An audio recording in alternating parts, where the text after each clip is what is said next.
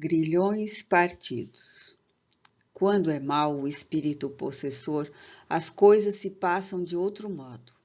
Ele não toma moderadamente o corpo do encarnado, arrebata-o, se este não possui bastante força moral para lhe resistir.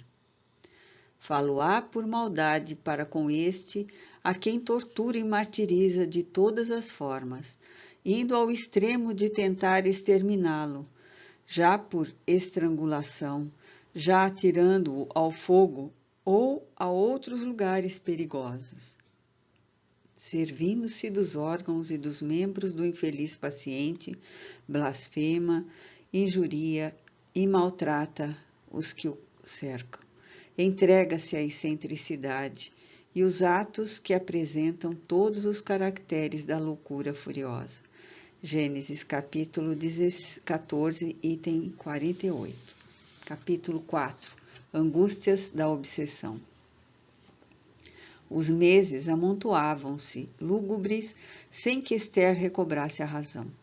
Os olhos garços brilhantes doutrora possuíam agora expressão aselvajada num rosto pálido, cinéreo, sem vida, despida da auréola dos cabelos, então cortados à escovinha, transmudada num verdadeiro espectro que sobrevive, quisilento, animado por ignota vitalidade.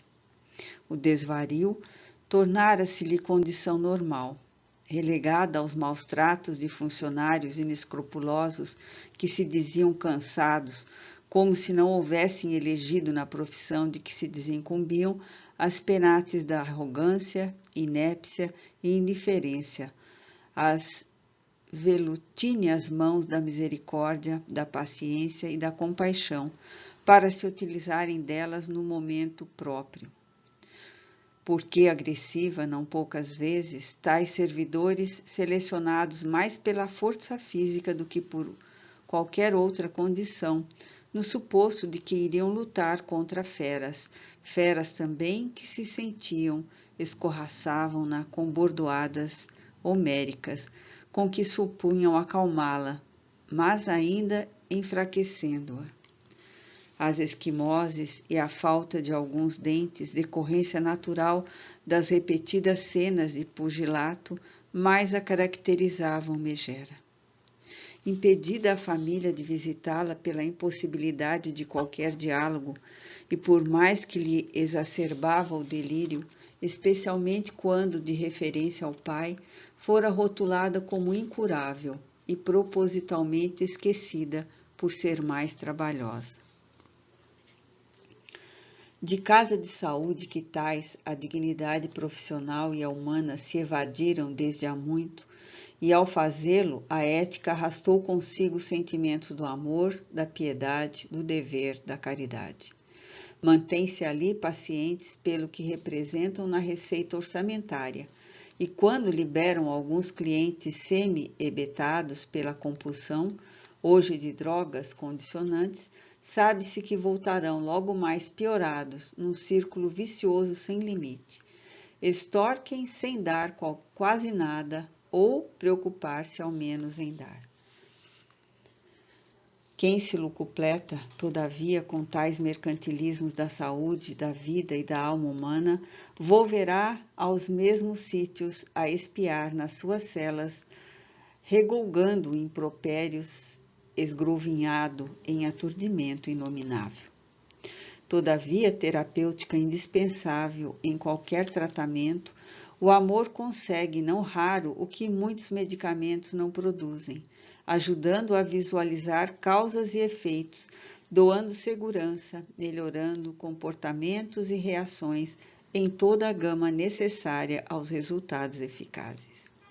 Raros procuram a inspiração divina entre a nebulosa das enfermidades complexas, quer pela oração ou pela sintonia mental com Deus.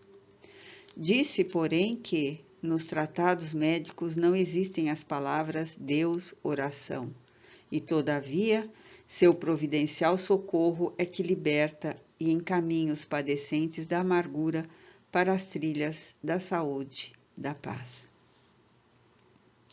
Quando a sombra mais se adensa e as esperanças são flébeis, um raio jaune de luz rompe tudo e brilha nos escaninhos do horror, modificando a estrutura da área desolada por impositivo divino. Rosângela, igualmente jovem, recém-admitida na condição de auxiliar de enfermagem, na primeira visita pelo pavimento dos desesperados, sentiu-se tocada por Esther, atirada a recanto lôbrego, atada à camisa de força no desvario habitual. Automaticamente se interessou pela esquálida paciente, inscrevendo-a na mente como daquelas a quem daria maior dose de assistência e carinho. Estava sendo introduzida para tratamento psiquiátrico a serpentina, difundida como serpazil, que não tinha os inconvenientes dos barbitúricos em geral, possuindo excelentes qualidades tranquilizantes. Embora estudada há mais de 40 anos, somente não estava sendo usada para a terapêutica psíquica. Rosângela, que ouvira ardentes opiniões sobre a droga, pensou em examinar o prontuário da demente, calculando fazer alguma coisa por ela. Esther, no entanto, caminhando pelo insidioso corredor estreito e fantasmagórico da loucura, padecia incalculáveis aflições que nem sequer conseguia exteriorizar. Impossibilitada de controlar a casa mental, que já apresentava os primeiros distúrbios de funcionamento, após a constrição demorada do fluido morbífico do espírito que a subjugava, era dominada por agonias inenarráveis. Ela própria não se dera conta do sucesso que a cometera.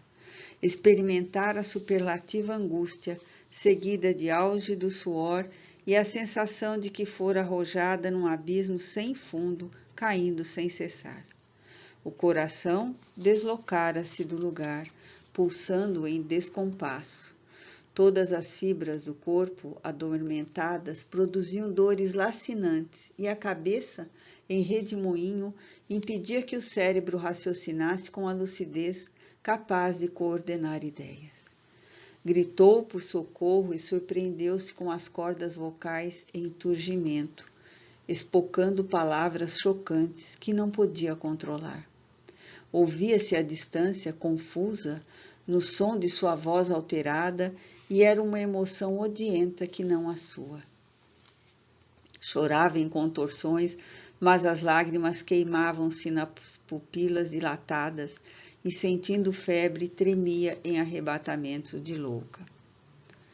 Via-se fora do corpo e, ao mesmo tempo, via-se-o agitado, num estado dúplice, sem anotar as circunstâncias, chocados na sua festa de apresentação social.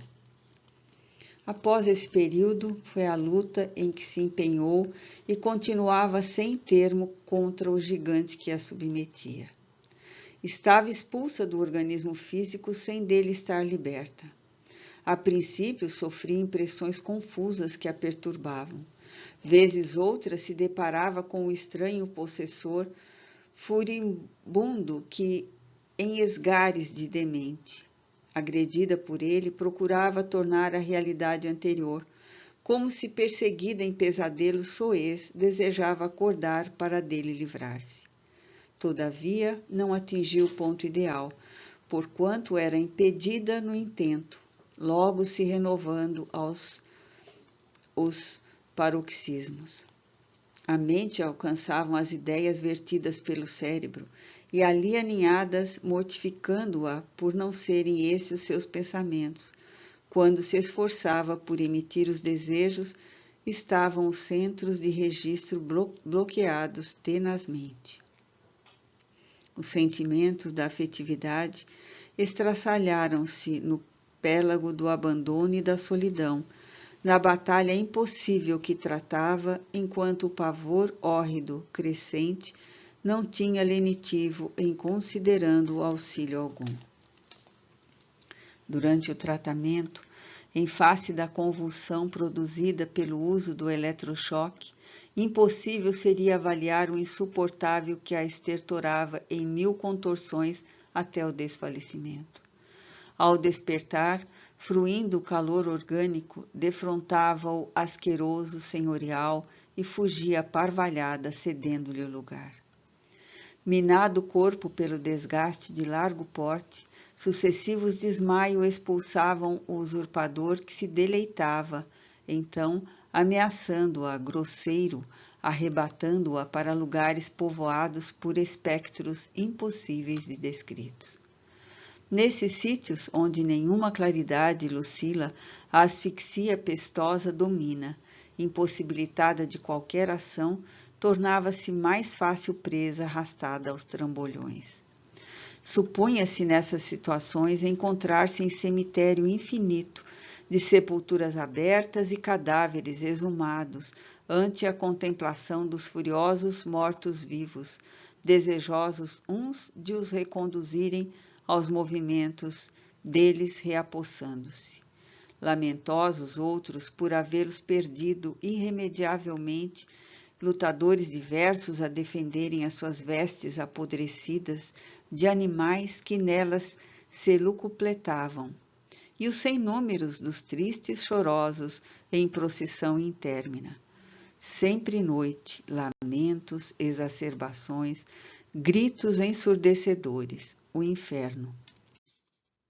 Não suportando o vexame que se repetia com frequência, perdia os sentidos ou desvairava para depois despertar sem forças no corpo mortificado. A pausa cedia lugar à nova e intensa disputa em que pelejava, com a ché na alma lúrida exausta. Com as reservas de forças físicas e as resistências psíquicas esgotadas, o tumulto que sofria em espírito dementava a pouco, produzindo-lhe não menor martírio, uma vez que lutava menos e atoleimava-se mais. Onde o amor dos pais, sua proteção e socorro, gritava até a perda das resistências. Gargalhadas zombeteiras e agressões obscenas eram as respostas que lhe chegavam aos ouvidos através de rostos patibulares, uns e deformados, agressivos outros. Exorava o socorro de Deus, mas, ao fazê-lo, tal era a desdita que a excruciava, perdia a concatenação, a ordem das súplicas, o que não impedia chegar-lhe a resposta divina, a semelhante de brisa refrescante, em aragem amena, vertida sobre a ardência das febres. Recordava os mestres, as amigas, as famílias queridas que a cercavam de mimos e quinquilharias, agora tredas à distância. Estás morta ou quase morta, ouvia aturdida em blasfema acusação. Logo mais culminarei esse processo de vingança, extorquindo-te a vida, desforçando-me dele. Morrerás como eu morri, a fim de que ele morra também. Cá o espero. Deliro, Deus meu, exclamava apavorada.